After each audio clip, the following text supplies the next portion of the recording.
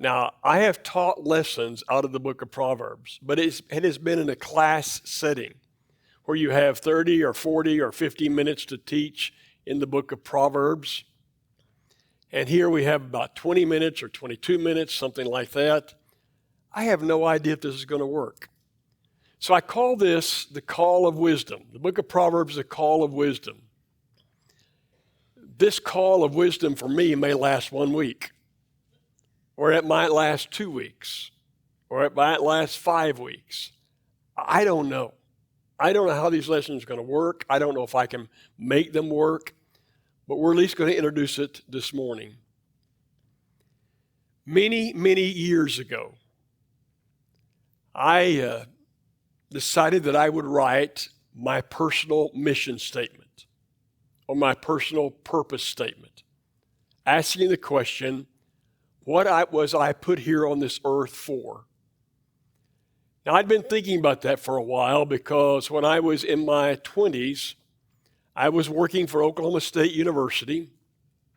They sent me on a trip to Mobile, Alabama. I picked up a book.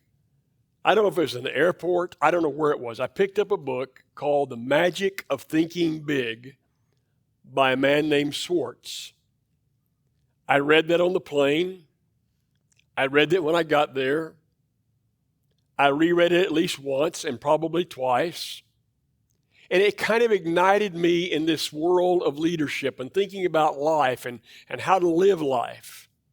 So in my 30s, I wrote this personal mission statement that I still use today that says this: my purpose was to be a teacher for the improvement of life according to the design and will of God. And so all through the years, I've said that's my role. Whatever I do, I'm a teacher for the improvement of life. That's why, in part at least, I'm doing what I'm doing this morning. That's also in part why I do not call myself a preacher. In fact, I was talking to my lifelong friend, Randy Holman, several weeks ago, maybe a couple of months ago or longer. And he said something about a preacher, and I said, Randy, I'm not a preacher. And he said, yeah, that's right. You are a teacher. And I thought, that's right. I am a teacher. When I went to Lubbock Christian University all those years ago, I decided it would help me do that better with many more people, to be a teacher for the improvement of life according to how God would design it. I'm doing the same thing at Oklahoma Christian University right now, doing the same thing right here. Looking at the book of Proverbs, I think that's what it's all about. I think the writer of the book of Proverbs is trying to teach us how to live life better. I think he's trying to teach us how life ought to work for all of us, the good life. So I ask all of you, I ask all those who are listening, do you want to live a better life? Do you really want to live a better life? Do you want to live a good life? And the answer is yes. Everybody does. That's what the book of Proverbs is all about. So I want you to read with me the first 7 verses of the book of Proverbs. And I want you to hear what the writer says this book is all about. So look at verse 1. Verse 1, we learn the writer, Solomon. Solomon is the son of David, the famous king over Israel. Solomon was the son of David and his wife Bathsheba. And Solomon was chosen by David to be the next king and by God to be the next king. Now, do you remember anything about Solomon when he first became king? God actually came to Solomon and said, "What do you want? What can I do for you? What do you want?" And somehow Solomon comes up with this answer. He said, "I ask that you give me wisdom so that I might be able to rule successfully over all these people that you have given me. I want wisdom." And God gave to Solomon wisdom, so that I suspect he is the wisest man ever to live on the face of this earth, with the exception of one, and that would be Jesus. So, who is qualified to write a book about how to live life really, really well? Who is qualified to give a call for wisdom better than Solomon, except for Jesus? And Jesus will tell you even more and even better how to live life really, really well. So if you want your marriage to be really good, if you want your children to be reared really, really well, if you want, listen to the call of wisdom. So Solomon writes, for gaining wisdom and instruction, for understanding words of insight, for receiving instruction in prudent or wise behavior, doing what is right and just and fair. Part of the call of wisdom is learning how to do what is right and just and fair in a world that seems to ignore all those words. It's for giving wisdom to those who are simple. Now, I could pause and make a few jokes out of that as I look around the room. But the word simple really means foolish. These words are for giving wisdom to those who are foolish with their lives. They're for giving knowledge and discretion to the young. Why does he mention the young? Some people think this book is written as though Solomon is writing to his son, like a father to a son. But the young are often given to what? Folly and foolishness. So, were any of you different when you were young than you are now? Jack is shaking his head no. And it's a good thing that lying in church is not something that would be a catastrophe. Ron, were you different when you were young than you are now? Yeah. Those who've known me for a long time, because young people, they don't have it all figured out, and young people, they do foolish things, and some people never leave it. Some people never leave it. They get older and they're the same way. Let the wise listen. Now, I love this statement. If you're wise, you will listen and you'll add to your learning. Let the discerning, let the wise get guidance, because you'll never get enough of this. You'll never get enough of this wisdom. And so wise people keep on growing. And I keep telling young people, and I keep telling older people, if you want to live life well, never stop growing and never stop learning. I've told you before, one of my all-time favorite illustrations was the chairman of the board of trustees at Lubbock Christian University in his 90s. He was in his 90s. He had invented the earth-moving scraper. Every earth-moving scraper you see going up and down the road right now or doing these big jobs started with Gene Hancock. He saved Lubbock Christian University.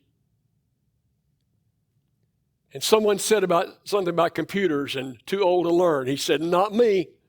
Give me a computer. I'll learn how to do it. The wise never say no. The wise always want to grow, always want to learn. So they can understand proverbs and parables and the sayings and the riddles of the wise. And you got to do all this according to God and what he wants. The fear of the Lord is the beginning of knowledge. But the foolish, the fools, despise wisdom and instruction. Foolish people don't want to listen to any of this. And Solomon is going to beg people to be wise. And so in the book of Proverbs, there is this call for wisdom. And the call for wisdom means that you live life, and here's why people don't like it. You live life in a disciplined way. And the call for wisdom is a life that yields a life that is more productive. And the call for wisdom is a life that is more stable. It's a life that ends up being happier. It's a life that ends up being more blessed. And it actually ends up, in the end, being more fun. That's how the call of wisdom works. But there's this great tension in life. Because while there's a call of wisdom, there is this next call, and it's the call of foolishness. And all the while, wisdom is calling me to live over here, the call of foolishness is trying to call me over to this side. And the call of foolishness is a life that's not so productive. And the call of foolishness is one that is not disciplined. And the call of foolishness is one that yields you to have problems, but they're increased problems. And one problem adds to another and adds to another and adds to another. The call of foolishness is very destructive to families. And the call of foolishness is very destructive to one's health. And the call of foolishness leads ultimately to destruction. And if I could say the major difference between the two, I'd say it's discipline. So watch what Jesus says. Watch what Jesus says in these two verses in Matthew chapter 7, verses 13 and 14. You've heard these all your lives, and I suspect we've all misinterpreted these verses, and I'm probably going to do it again today. For no one knows exactly what Jesus is saying. Is he only talking about eternity? I want you to enter into the narrow gate. Because there's a wide gate and a broad road that leads to destruction. Many go there. But this other gate is small, and it's narrow, and it leads to life, and only a few find it. So the call of foolishness is heeded by many, almost everyone. The call to wisdom is heeded by only a few. My father-in-law used to use this phrase. He'll be famous, I guess, forever in our minds for using this phrase. He would say, let's just throw caution to the wind. Do you remember that? You remember that? Let's just throw caution to the wind. Now, normally he would use that phrase when we're about to go out to eat, and there's this place that's really good to eat, and they have all you want to eat, and he would just say, well, let's just throw caution to the wind, and let's go in there and eat all we can eat. Or it's some other kind of entertainment thing like that. Let's just throw caution to the wind.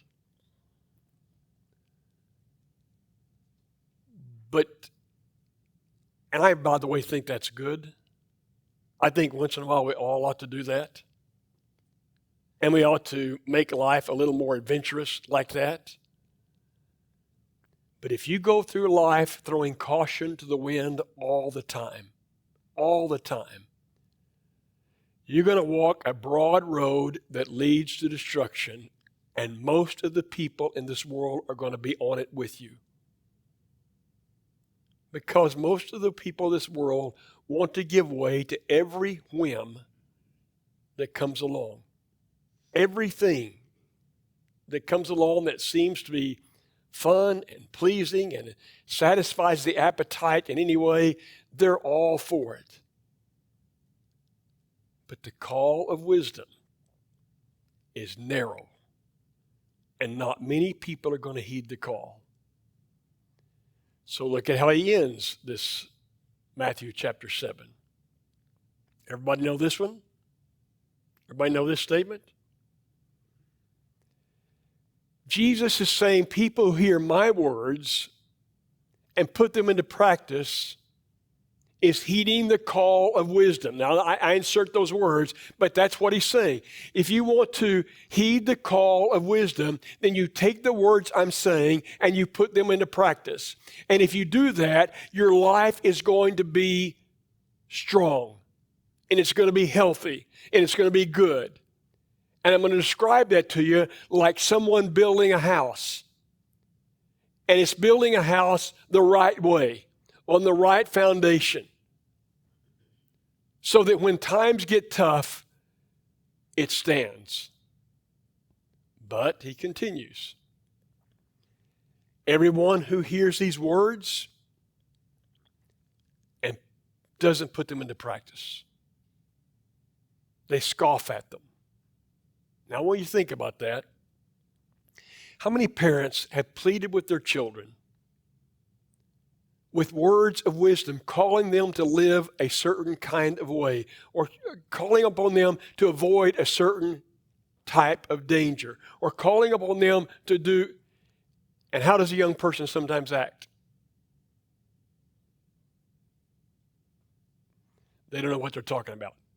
And they just do it their way.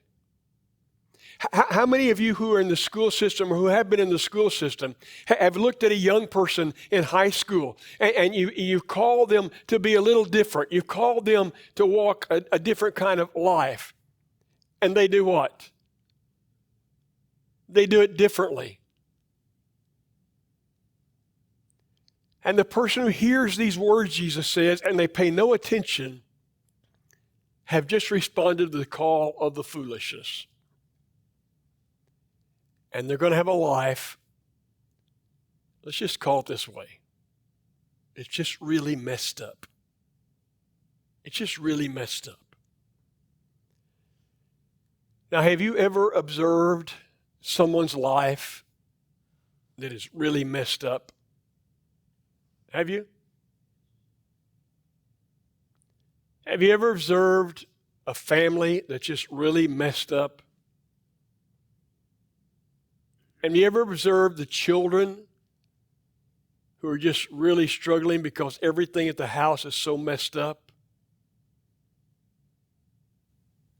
We all have. And sometimes it's not even their fault, because the generation before them was really messed up and did not heed the call of the wise. And so they have a house, they have a life that doesn't stand.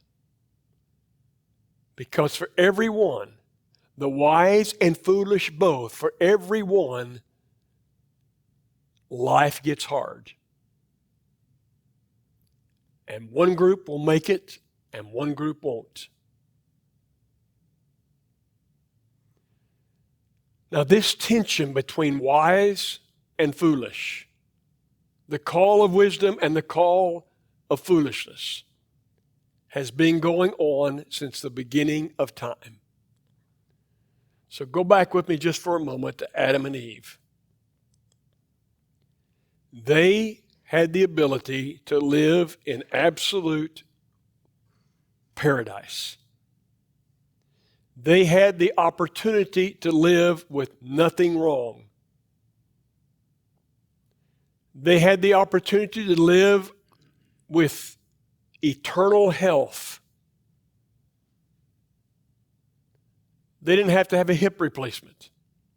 They didn't have to have a knee replacement. They didn't have to worry about a cancer. Nothing is going to go wrong.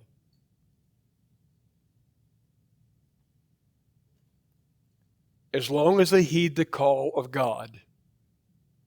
Because they have this tree.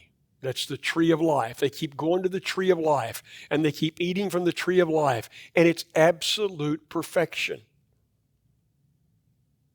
And that's kind of what God is calling us to do all through life. Come and eat the fruit that I give you. Come and eat from the words of Jesus. Come and eat from the words of the book of Proverbs. It is the way life is supposed to be. But you know that they had another call. And the evil one would come, and the evil one would say, you want to spice up your life? You want to, are you getting a little tired of all this perfection? Don't you wish you could argue and fight once in a while, Adam and Eve? Are you getting all, really, would you like to have it better? Well, let me tell you, there is this tree over here, and all you got to do is come and take this fruit. And I'm telling you, your eyes are going to be opened, and you're going to see things you've never seen before, and you're going to get so excited about life. And God doesn't want you to see it because He didn't want you to be like Him. What a lie. God wants you to be just like Him the best you can. And Jesus wants you to be just like He is. But if you take this fruit, life is going to get good.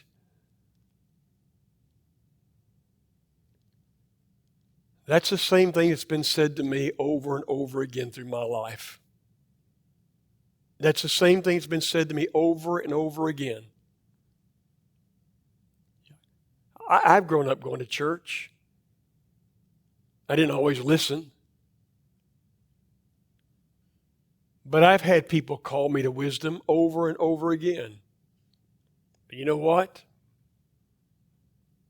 There was a time in this little town where you would get in your car and you'd go down on that main highway that goes by the 41 Motel, and you'd go up to a place called Carla's.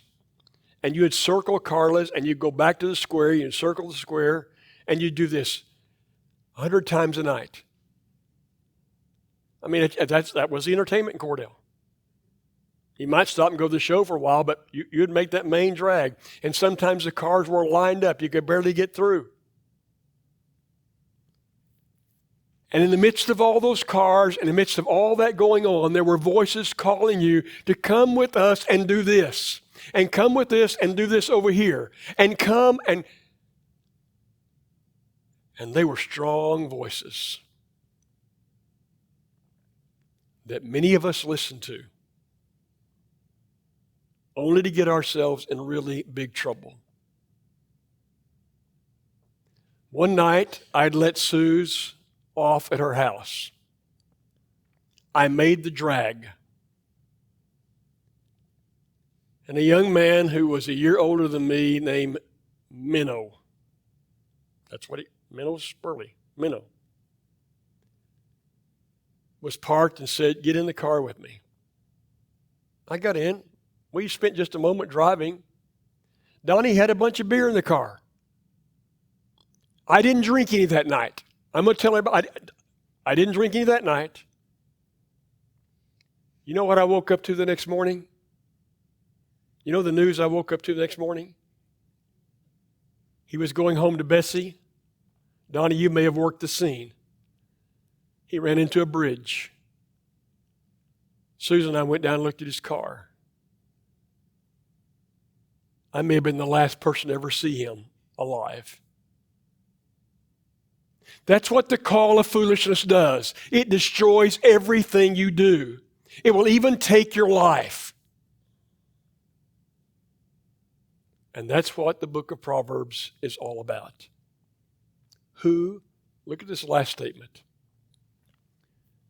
Whose voice are you hearing?